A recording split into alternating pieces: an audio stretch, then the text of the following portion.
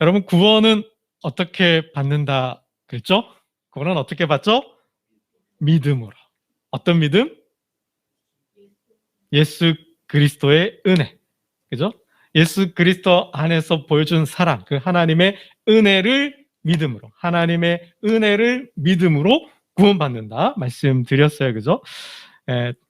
이 본문이 구원 문제를 가지고 지금 회의가 열렸잖아요. 예루살렘 회의가 열렸잖아요.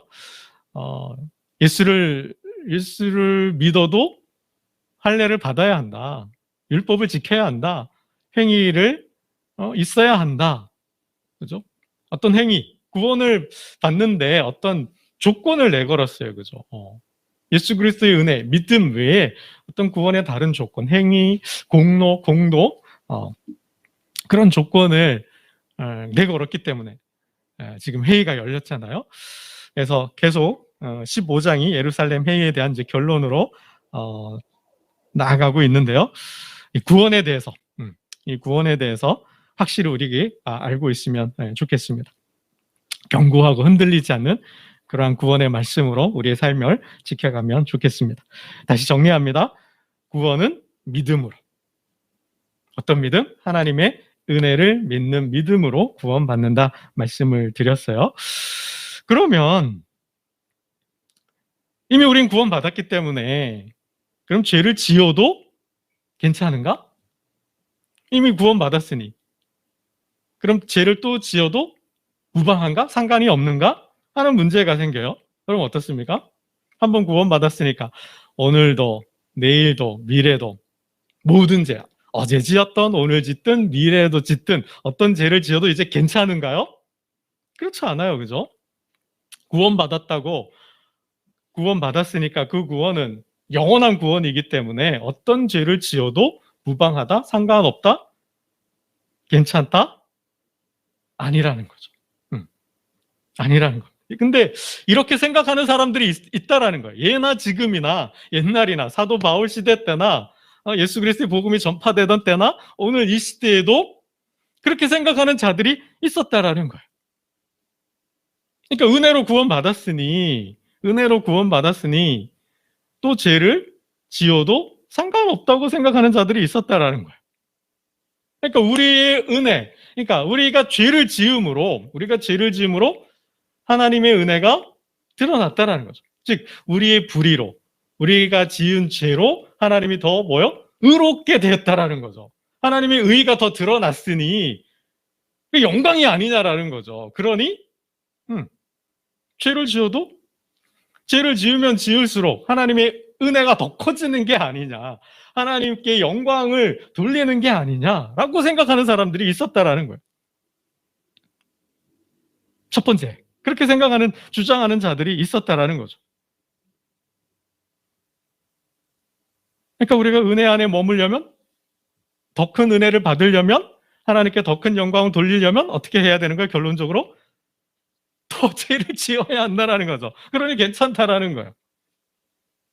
더 큰 영광을 돌리기 위해서는 계속해서 반복해서 죄를 지어야 한다라는 거예요. 그런 논리가 성립하는 거죠. 그럼 정말 그러니까라는 거죠. 그게 맞는 말이냐라는 거죠.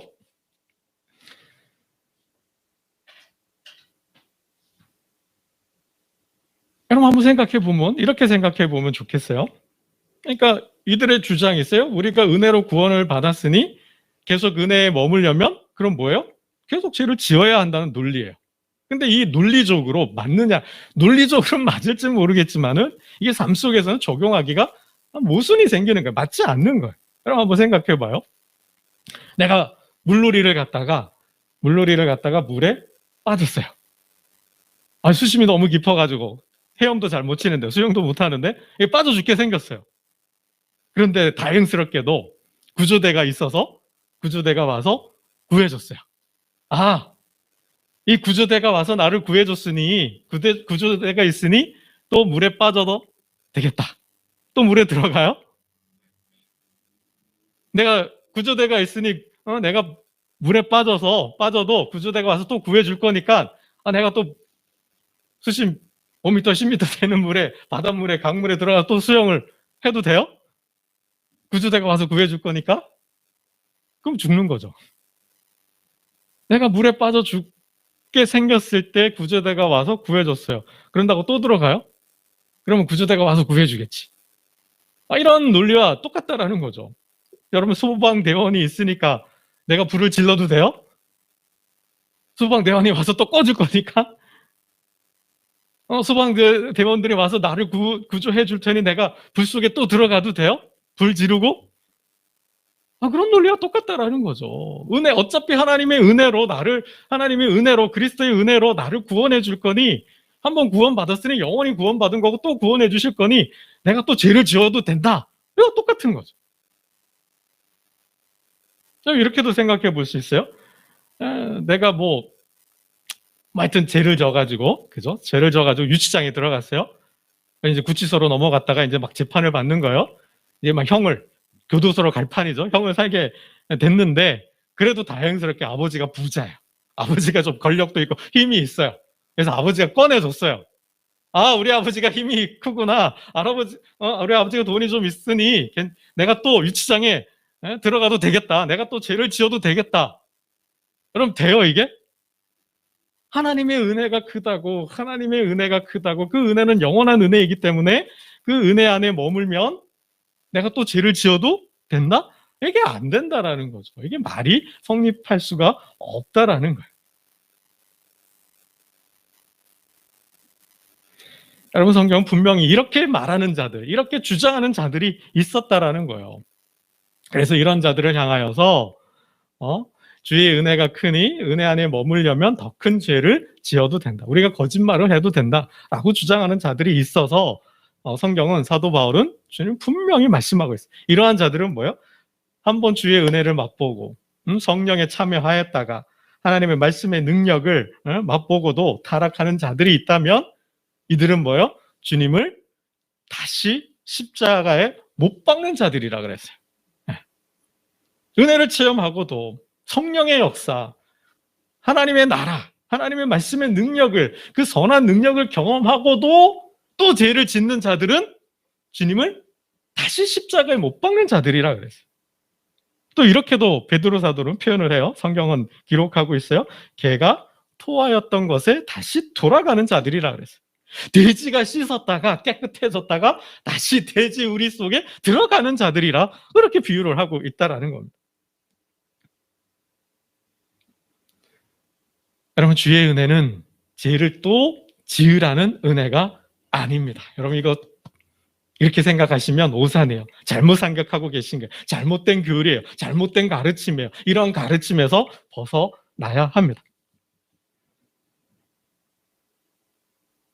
여러분, 우리가 하나님의 은혜로 구원을 받으면 성령이 역사해요. 성령의 역사로 우리가 믿게 된 거예요. 성령을 통해서 하나님 믿음을 주신 거예요. 그러면 그 믿음으로, 성령을 통하여서 우리가 믿게 되었고 성령이 주신 믿음으로 구원받았는데, 그러면 성령이 그 이후에는 구원 받았으니까 얘는 이제 구원 받은 거야, 영원히 받은 거야, 떠나가시나요?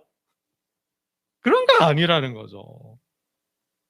우리가 믿을 때 성령이 내주하신 거예요. 성령이 찾아오시는 거예요. 성령이 함께 계시는 거예요. 그 성령이 우리가 죄를 지을 때 그래, 너 잘했다, 죄를 지어라 라고 하실까요? 아니라는 거죠. 성령이 양심을 자극하고 예수를 믿을 때 함께 들은 주님의 말씀, 그 하나님의 복음을 살게 하는 거죠. 그 복음을 지키게 하는 거예요. 그래서 죄에서부터 떠나게 하는 거죠. 옛사람으로부터 떠나게 하는 거예요. 그리스도의 옷을 입고 그리스도의 사람으로 살아가게 하는 거예요. 천국을 보게 하시고 천국을 알고 천국을 사모하게 하고 천국의 삶을 살게 하시는 거예요. 그게 성령의 역사죠. 그러니까 믿음의 역사는 성령의 역사, 성령이 함께해요. 성령이 내주해. 그 성령께서 우리를 죄로부터 구별하게 하시는 거예요. 떠나게 하시는 거예요. 그렇기 때문에 은혜로 구원을 받으면 은혜 안에 머물게 되지 다시 죄로, 토하였던 것으로, 돼지 우리로 돌아갈 수 없다라는 거예요. 이성적으로는, 논리적으로는 그렇게 볼 수 있고 말할 수 있지만은 신앙적으로, 영적으로는 그렇게 될 수가 없는 거예요. 왜요? 내 안에 성령이 계시고 내 안에 계신 그 말씀을 깨우치고 깨닫게 하고 기억나게 해서 뭐요? 살아가게 하시는 거예요. 살아가게 하시는 거예요. 여러분, 그래서 십자가를 안다면, 그 십자가를 통하여, 그 십자가에 달린 예수 그리스도를 통하여 하나님의 사랑을 안다면 어떻게 될까요? 다시 죄를 지을 수 없는 거예요. 죄를 지을 수 없는 거예요. 그 은혜를 알고도 다시 죄를 짓는다면 정말 독한 사람인 거죠. 정말 무서운 사람인 거죠. 여러분, 그 십자가는 누구의 십자가예요? 예수님이 지셨던 그 십자가는 누구의 십자가예요? 우리의 십자가예요. 아니, 나의 십자가예요. 내가 져야 될 십자가였고, 내가 올라가야 할 십자가였고, 내가 당해야 할 고통이었다라는 거죠. 여러분, 주님이 공회에서 재판을 받고 빌라도 법정에 서고, 그리고 그 십자가 사형을 언도받고 십자가를 지고 골고다에 올라가기까지, 그 삶은 누구의 삶이에요? 저와 여러분의 삶이에요. 나의 삶이에요. 내가 침뱉음을 당해야 했고, 내가 모욕을 당해야 했고, 내가 채찍을 맞아야 했고, 그 힘겨운 상처받은 고통스러운 몸으로 십자가를 지고 그 언덕을 올라가고, 그리고 내 손과 발에 못이 박혀야 했다고요. 근데 하나님은 내가 아닌 누구를? 예수님을, 하나밖에 없는 아들을 그 십자가에 다셨어요. 근데 이 죄의 고통을, 죄의 아픔을 알고도 내가 죽어야 되고 내가 당해야 될 고통을 주님이 짊어지시고 올라가셨는데, 그 아픔과 그 고통과 그 사랑을 알고도 내가 또 죄를 짓는다? 그럼 뭐요? 다시 예수는 십자가에서 내려와서 다시 재판을 받고 사형을 언도받고 모욕과 고통을 당하고 다시 그 무거운 십자가를 지고 올라가는 거죠. 어쩌면 내가 죄를 지을 때마다 주님은 올라갔다 다시 처음 자리로 내려오셔서 다시 그 십자가를 지고 언덕을 올라가고 또 막 못 박히는지 모르겠어요. 여러분, 감이 너무 먼가요? 벌써 옛날 이야기라서 너무 감이 좀 동떨어지시는가요? 여러분, 이렇게 생각해봐요. 내가 죄를 지었어요? 세상에 이런 법이 있다고 생각해봐요. 내가 죄를 지었어요? 그러면 죄를 지은 내가 재판을 받고 감옥에 가고 죄의 경중, 무게에 따라서 가볍냐 무겁냐에 따라서 벌을 받아야죠. 죄를 지으면 죄를 지은 내가 벌을 받아야 되는데, 내가 아니라 내 가족이 벌을 받는다? 생각해보세요. 죄는 내가 졌는데 내 아들이 고통을 받아요. 죄는 내가 졌는데 부모님이 고통을 받아요. 여러분, 그래도 죄를 지을 수 있을까요? 하나님의 은혜가 그렇다라는 거예요. 내가 죄를 지으면 내가 아닌 누군가가 고통을 당한다라는 거죠. 그거를 알아야 한다는 거예요. 그래서 죄의 자리로 돌아갈 수가 없는 거예요. 간다면 그 사람은 정말 나쁜 사람이고 정말 사악한 사람이고 정말 무서운 사람이라는 거죠. 그래서 우리가 은혜로 믿음으로 구원받으면 성령이 역사해요. 믿음이 작동해요. 양심이 발동하기 때문에 다시 이 머리로는, 우리의 삶으로는 죄의 습성이, 죄의 습관이, 죄의 본성이 우리를 여전히 지배하고 있기 때문에 다시 거꾸로 세상으로 돌아가게 해요. 그 힘이 계속 작용해요. 근데 뭐예요? 그때는, 옛날에는, 예수가 없었을 때는, 예수님을 믿기 전에는, 성령이 없었을 때는, 말씀을 몰랐을 때는 죄책감도 없고 죄의식도 없고 그냥 살아요. 근데 예수를 믿으면 뭐가 생기는 거예요? 죄의식이 생기는 거예요. 죄책감이 생기는 거예요. 사도 바울이 말하잖아요. 내 안에 또 다른 법이 있다라는 거예요. 옛날에는 하나님의 세상의 법만 있었어요. 그래서 양심의 가책도 조금 찔렸을까요? 세상의 법도 무용지물이었어요. 그냥 내 마음대로, 하고 싶은 대로, 내 욕망대로 살았어요. 꺼리낌이 없었어요. 근데 예수를 믿고 보니 성령이 내주하시고 말씀을 듣고 말씀이 나를 지배하고 하나님의 말씀이 생겼어요. 그리고 또 뭐요? 여전히 내가 살았던 삶의 습관, 법칙, 세상의 법칙이 있어요. 이 두 법이 싸우는 거예요. 이게 그리스도인의 모습인 거죠. 그래서 뭐요? 나는 공고한 존재가 되는 거예요. 갈등하는 존재가 되는 거예요. 몸은, 삶은 여전히 육의 속성, 소욕이 있어요. 그러나 또 다른 법, 성령의 법이, 성령이 그죠? 하나님의 법을, 영적인 삶을 살도록 만드는 거예요. 그 사이에 껴있는 존재인 거죠. 그래서 이것이냐 저것이냐, 이 길이냐 저 길이냐, 하나님이냐 세상이냐, 출애 애굽이냐 가나안이냐를 놓고 우리는 세상과 천국 사이에서 계속 갈등해요.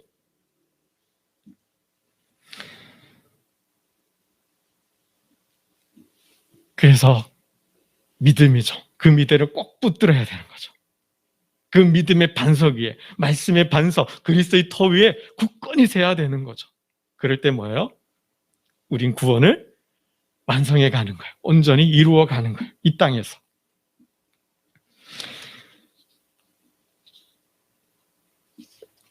여러분 한번 정리 다시 합니다. 구원은 믿음으로 받아요. 하나님의 은혜를 믿음으로 구원을 받아요.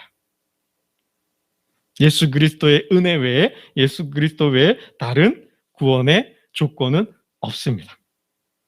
오직 은혜예요. 오직 믿음이에요. 오직 그리스도예요. 그러면 하나님께서는 율법을 왜 주셨는가? 율법은 그럼 믿는 순간 율법은 폐기 처분되는가? 도덕은 폐기 처분되는가? 그럼 믿는 사람들에게는 율법은 어떤 역할, 무엇인가? 라는 문제가 생겨요. 그죠? 우리는 율법을 어떻게 대해야 되는가? 이 문제가 생기는 거죠. 그게 이제 예루살렘 회의의 핵심이었어요. 본질이었어요. 여러분, 하나님은 분명히 율법을 구원의 도구로, 수단으로는 주시지 않았어요. 율법이 구원을 이루는 게 아니라는 거예요. 그죠? 그럼 율법은 뭘까요? 삶을 위해서 주셨다는 거예요. 삶. 우리의 삶. 구원받은 하나님의 백성들의 삶. 구원받은 자가 살아야 하는 삶을 위해서 주셨다라는 거죠. 여러분, 이제 우리가 구원받았어요. 믿음으로. 하나님의 은혜를 믿음으로 구원받았어요. 그럼 끝이에요? 끝이 아니에요. 구원받은 하나님의 백성은 구원받은 이후에 어떻게 살아야 될까요? 이제 구원받았어요. 그럼 이제 어떻게 살아야 할까요? 어떻게 살아야죠? 최영경 집사님, 어떻게 살아야 돼요? 이제 구원받았어요. 끝이에요?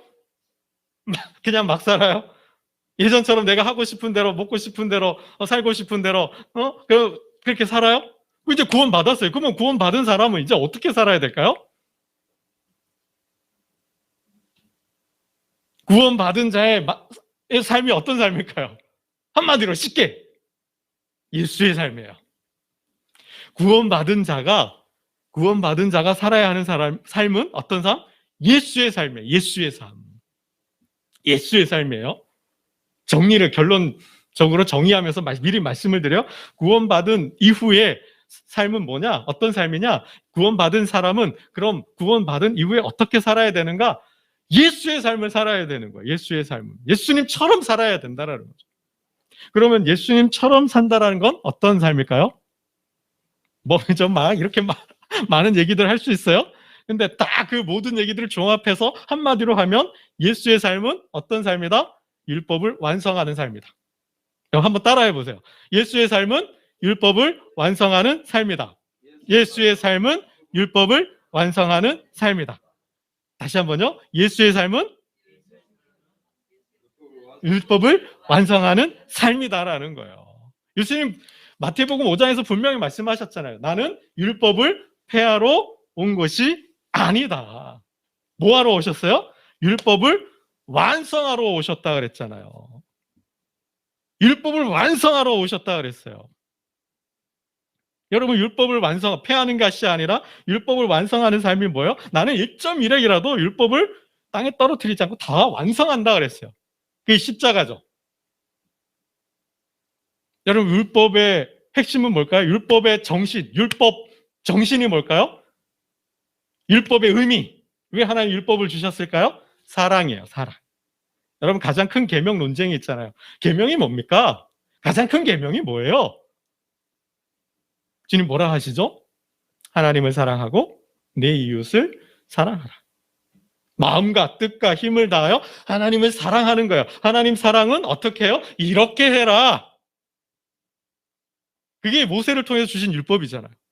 그러면 이웃을 어떻게 사랑하는가? 너희들의 삶 속에서 함께 살아가는 공동체, 삶 속에 가족, 형제, 이웃, 공동체 내 성도들, 사회 속의 이웃들, 그러니까 그럼 어떻게 살아야 되느냐? 어떻게 살아는 거예요? 이럴 땐 이렇게, 저럴 땐 이렇게 해가지고 이렇게 살아라. 그게 뭐예요? 한마디로 하면 사랑하라. 사랑을 풀면은 그렇게 되는다는 거죠. 법적으로, 규율적으로, 규명적으로, 명제적으로 이렇게 쭉쭉쭉 된다라는 거예요. 구원받은 자는 어떻게 살아요? 예수님처럼 살아야 돼요. 예수님처럼 산다는 게 뭐예요? 율법을 완성하는 거예요. 율법을 뭘로 완성할 수 있어요? 사랑으로 완성한다라는 거예요. 율법의 본정신이 사랑이기 때문에 사랑은 율법을 완성한다 그랬습니다. 그래서 뭐예요? 십자가에 오른 거죠. 이거보다 큰 사랑이 있는가요? 죄인들을 위해서. 의인도 아니잖아요. 착한 사람, 선한 사람도 아니잖아요. 돈을 받고 한 것도 아니잖아요. 자신의 이름과 명예를 내기 위해서 한 것도 아니잖아요. 그냥 죽을 수밖에 없는 저주받은 자. 정말 최하의 삶에서 저주받아서 고통 가운데 있는 자들을 구원하기 위하여 자신을 십자가에 던졌잖아요. 여러분, 이거보다 큰 사랑이 있어요? 이거보다 위대한 인간의 삶이 있냐고요. 그래서 구원받은 자는 어떻게 해요? 예수님처럼 사는 거예요. 사랑으로 하나님의 계명을 완성하는 거죠.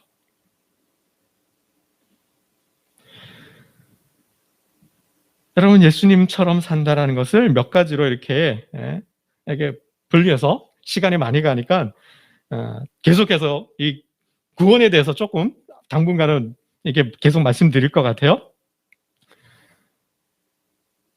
여러분, 하나님께서 율법을 주신 것은 결국은 사랑이에요. 사랑하라고 율법을 주신 거예요. 우리가 그 율법을 통하여서 사랑을 배우고 배운 대로 살면 율법을 이루어가고 완성해 가는 거예요.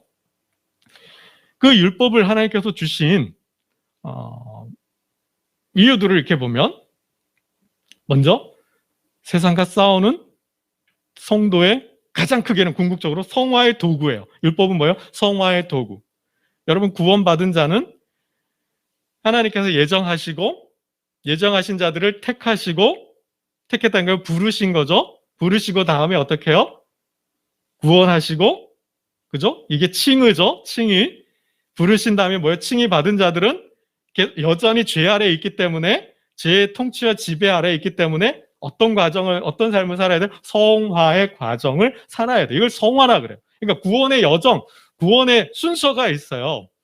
지금 우리는 구원받았고 이미 영화는 뭐예요? 천국에 가면 영원히 거룩한 존재가 되는, 그걸 영화라 그래요.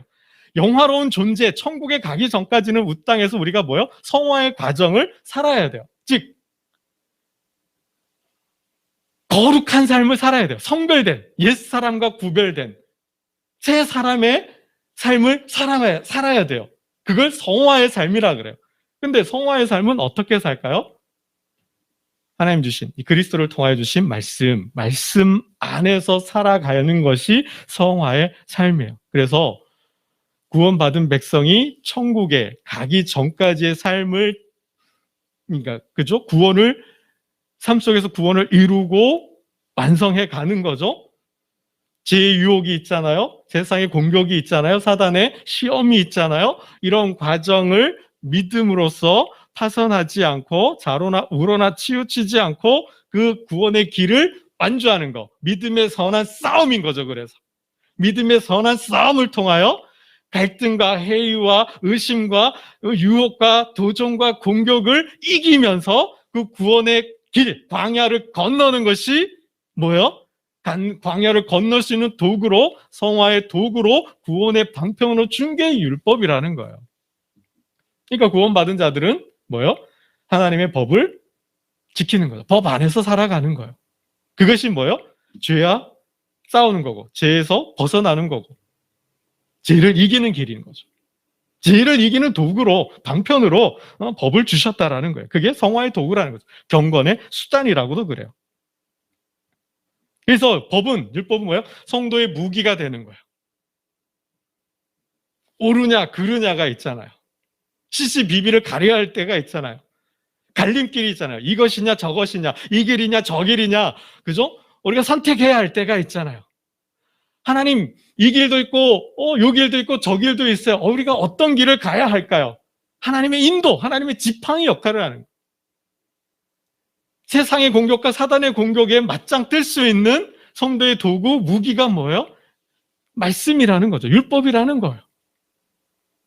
우리가 지혜가 없어요. 어떻게 지금 상황에서 어떻게 해야 할지를 모르겠어요. 너무나 어려워요. 모르겠어요. 그때 하나님 주시는 지혜가 뭐예요? 말씀인 거죠.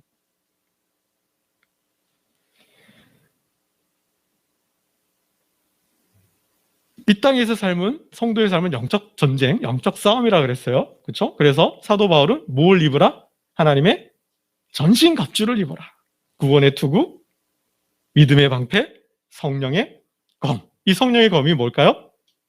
말씀이라고 했어요. 하나님의 말씀이라고 했어요. 그죠? 요한계시록에 보면 주님께서 이렇게 말씀하고 있어요. 그의 오른손에 7별이 있고 그의 입에서 좌우에 날선 검이 나오고, 입에서 검이 나온대요. 이게 마술사도 아니고, 그죠? 이건 뭐예요? 비유고 상징이죠. 입에서, 그리스도 입에서 나오는 검이 뭘 말하는 걸까요? 결국은 말씀이라는 거죠. 그래서 주님이 이 땅에 제자들에게 말씀하죠. 내가 이 땅에 검을 주러 왔다. 진짜 뭐 검을 주신 걸까요? 아니죠. 그 검은 뭐예요? 말씀을 주러 오셨다는 거예요. 복음, 하나님 나라의 복음, 천국 복음을 주시러 오셨다는 거죠. 그 복음을 이루는 천국에 가는 길에 대한 법도에 대해서, 길에 대해서 하나님 말씀해 주셨다는 거예요. 그래서 그 검 때문에 뭐예요? 가족 간의 분쟁이 일어난다는 거죠. 이 세상에 분쟁이 일어난다는 거예요. 영적인 전쟁이 일어날 수밖에 없다는 걸 말씀해 주셨어요. 그래서 뭐예요? 사단과 이 세상과 싸우는 무기로서 하나님께서 말씀의 검을 주셨다는 거예요. 또 하나는 뭐예요? 우리의 마음을 감찰하는 수단으로 주셨다라는 거예요. 하나님의 말씀은 살아있고 활력이 있어 좌우에 날선 어떤 검보다 예리하여 혼과 영과 및 관절과 골수를 찔러 쪼개기까지 하며 또 마음의 생각과 뜻을 판단하나니. 여긴 판단이라고 썼는데 개역 한글은 감찰하신다. 여러분, 말씀은 그래서 거울이라고 그랬잖아요. 지금의 내 마음의 상태, 내 영적인 상태, 지금의 내 생각, 내 삶이 그른지 옳은지, 선한지 악한지, 아름다운지 추한지를 들여다보는 기준으로 뭐요? 말씀을 주셨다라는 거예요. 지금 내 생각이 옳은지, 이렇게 해야 맞는지, 그런지를 하나님 알도록 하시기 위해서 이렇게 말씀이라는 거울로서의 말씀을 주셨다. 이게 뭐예요? 분별력인 거죠. 이게 분별력이라는 거예요. 그래서 말씀의 관점에서 보면 성도를 두 사람으로 나눠요. 말씀의 초보가 있고 말씀의 선생이 있다라는 거예요. 말씀의 초보는 어떤 사람이에요? 젖을 먹는 어린아이라 그랬어요. 히브리서 기자. 말씀으로 분별하는, 말씀으로 지각하는 사람이 아니라는 거예요. 그냥 말씀 없이 자신의 욕망과 생각에 끌려서 사는 사람을 어린아이라 그랬어요. 그러나 말씀의 선생은 단단한 음식을 먹는 어른에 비유하고 있어요. 이 사람들은 뭐예요? 하나님의 말씀을 거울 삼아서 삶의 기준, 법, 철학으로 삼아서 삶을 분별한다 그랬어요. 이게 뭐예요? 거룩한 산제사라는 거예요. 우리가 삶에서 우리의 삶을, 거룩한 나란 존재를, 나의 삶을 제물로, 삶으로 드리는 예배가 영적인 예배인데 그게 뭐냐? 하나님의 선하시고 기뻐하고 온전한 뜻이 무엇인지를 알아서 그렇게 사는 거죠. 이게 분별력이에요. 하나님의 말씀은 이 세상을, 나를, 사단을 분별하는 분별의 도구로서 주셨다라는 겁니다. 그래야 할 때 우리의 몸을 거룩한 산제사로 드릴 수 있는 거예요. 그래야 할 때 우리의 삶을 우리의 몸으로 하나님께 영광을 돌릴 수 있다라는 것입니다. 여러분, 말씀을 맺겠습니다. 더 말씀을 드리고 싶은데 시간이 많이 갔어요. 못다한 얘기는 다음 주에 다시 하도록 하겠습니다. 여러분, 이스라엘 백성, 애굽에서 나온 이스라엘 백성들에게 하나님께서 뭘 주셨어요? 율법을 주셨죠. 애굽에 있을 때 주지 않았어요. 줘도 못 지키는 거죠. 그죠? 먼저 뭘 해야 돼요? 구원을 해야 되는 거죠. 애굽에서 나오게 해야 되는 거죠. 그리고 시내산에 왔을 때 이제 언약식을 하잖아요. 시내산 언약 계약을 맺잖아요. 그리고는 율법을 주신 거예요. 광야를 건너고 약속의 땅을 정복할 수 있도록. 그 광야를 건널 수 있는 도구로 하나님의 말씀, 율법을 주셨다라는 거죠. 하나님을 예배하고 또 하나님의 백성으로서 거룩한 삶, 애국과 구별되고, 그죠? 바벨론과 아수르와 페르시아와 구별된 그 가나안 족속과 구별된 삶을 살도록 하나님께서 말씀을, 법을 주셨다라는 것입니다. 여러분, 그러면 우리가 율법은 얼마나 어디까지 지켜야 하는가? 라는 문제가 생겨요. 그 부분은 다음 주에 말씀을 드리고 미리 결론적으로 말씀을 드리면 구약의 율법은, 구약은 뭐다? 오실 메시아에 대한 이야기라는 거예요. 그래서 구약은 그림자라 그랬어요. 구약의 율법은 예수 그리스도에 대한 예표라 그랬고요. 또 하나님 나라의 하늘 장막의 모형이다 그랬어요. 그래서 구약은 뭘 말하는 거예요? 비유적으로, 은유적으로 그리스도를 가리키는 거예요. 그리스도를 표시하는 거예요. 예표하는 거예요. 그리고 그리스도의 모형, 그리스도의 그림자라는 것이죠. 그래서 지켜야 할 것이 있고, 또 완전히 폐기된 것이 있고, 또 그 정신은 또 계속 이어가야 하는 부분들이 있는데요. 그 부분은 다음 주에 말씀을 드리겠는데, 그래서 오늘 사도회의, 예루살렘 회의의 결론이 뭐죠? 율법을 지켜라? 아니다. 율법은 지키지 않아도 되는데 율법의 정신을 4가지로 압축했어요. 우리 20절 말씀을 읽고 말씀을 맺겠습니다. 20절입니다. 20절 함께 봅니다. 시작. 다만 우상에 더러운 것과 음행과 옥매어 죽인 것과 피를 멀리하라고 편지하는 것이 옳으니. 이게 결론이에요. 율법을 문자 그대로 지킬 이유는 없어요. 그러나 하나님께서 율법을 통하여 주신 이유, 목적, 정신이 있어요. 그게 뭐예요? 하나님을 우상을 숭배하지 말라는 거죠. 그죠? 그리고 또 뭐예요? 음행. 성적인 타락을 하면 안 된다는 것이고, 하나님이 엄하게 다스리잖아요. 또 뭐예요? 죽은 것들에 대한 문제와 또 피는 생명이기 때문에 요 4가지만을 조심하면, 그죠? 된다라는 거예요. 율법이 형식적인, 절차적인 준수가 구원이 이루어지는 것이 아니라 율법의 정신을 우리가 알고 그 정신을 삶에서 살 때 요 4가지만 지킬 수 있으면 된다라는 것이죠. 보다 더 자세한 얘기는 다음 주에 하도록 하고요. 하나님의 은혜 안에서 죄의 자리를 떠나고 또 우리에게 믿음을 주신 그 성령 하나님 안에서 육체의 소욕을 이기고 죄를 다스리고 통치함으로 성화의 역사를 만들어감으로 가정과 직장과 일터를 든든히 세워가는 저와 여러분 되시기를 주님의 이름으로 축원합니다. 기도드리겠습니다. 하나님 아버지, 정말 십자가에서 하나님의 백성들을 사랑하여서 하나님의 아들을 내어주셨습니다. 그 십자가를 보고 하나님의 사랑을 배웁니다. 그 십자가를 보고 나란 존재를 배웁니다. 모든 인간, 아니 나는 하나님 앞에 죄인이며 그 죄로 인하여 죽을 수밖에 없고 그 죄 때문에 이 땅에서 고통을 당할 수밖에 없음을 말씀해 주셨습니다.